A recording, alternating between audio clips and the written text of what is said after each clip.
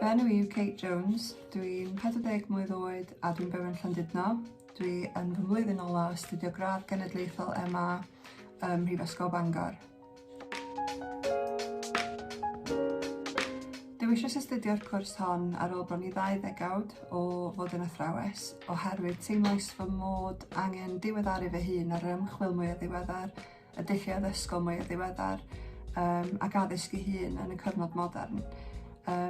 Roedd yn hefyd eisiau symud ymlaen yn fy ngyrfa a teimlais y bysau astudio MA mewn arweinyddiaeth addysgol yn fy nghynorthwyo i wneud hynny.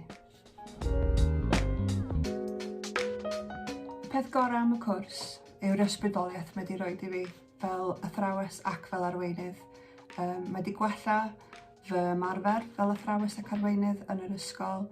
Mae'r ymchwil wedi fy ysgogi i ddatblygu fy hun ymhellach. Mae wedi ailgynna fy nghariad tuag at dysgu. Mae'r tiwtoriad yn Bangor wedi bod yn gefnogol ac yn ysgogol drwy'r broses i gyd a wedi sicrhau bod y balans rhwng gweithio llawn amser ac astudio yn bosib.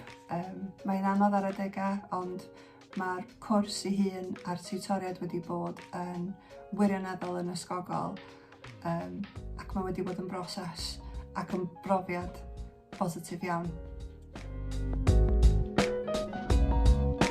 Byswn argymell y cwrs hon i unrhyw un sydd eisiau gwella ei ymarfer fel athro ac arweinydd, boed hynny chydig o flynyddoedd i fewn i yrfa, neu 2 ddegawd, neu fwy. Mae'r profiad wedi bod yn werth chweil ac yn un cadarnhaol.